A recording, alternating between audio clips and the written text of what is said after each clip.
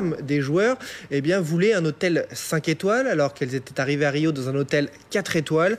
Information donc qui a commencé de chauffer en ligne. Ça a dû énerver ça, oui. Finalement, démenti informel de la Fédération française de football qui assure qu'il y a eu un dysfonctionnement, certes, mais l'agence chargée des familles s'est peut-être trompée. Un match de la mort entre l'Italie et l'Uruguay. À l'issue de ce match, une seule de ces deux équipes pouvait décrocher son billet pour les huitièmes de finale. Et c'est finalement l'Uruguay qui s'est qualifié grâce à cette tête de Diego Godin. Luis Suarez qui attaque l'épaule de son adversaire Chiellini avec les dents. Chiellini qui essaie d'alerter l'arbitre.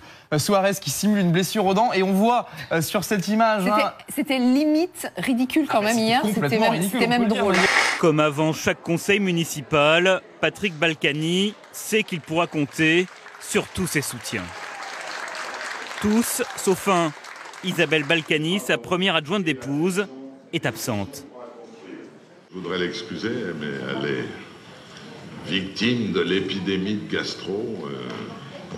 Elle est vraiment malade. 2 pages volées. 2 pages du dossier médical de Michael Schumacher. C'est dans cet hôpital que le vol a été commis. Les informations sont confidentielles et elles sont susceptibles d'intéresser les médias.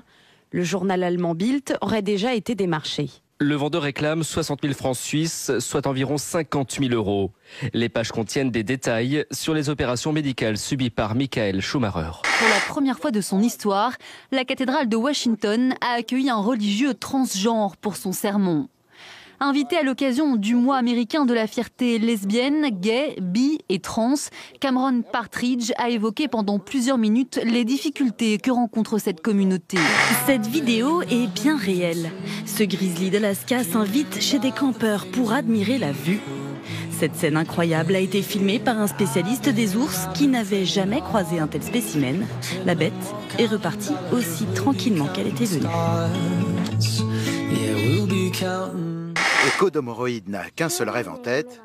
Mon rêve, quand je serai grande, c'est d'animer un programme de télévision. Si vous entendez parler d'un poste de présentatrice de JT, faites-moi signe. Jusque-là, rien d'étonnant, si ce n'est qu'elle, tout comme sa sœur, n'est pas une jeune fille. C'est un robot humanoïde.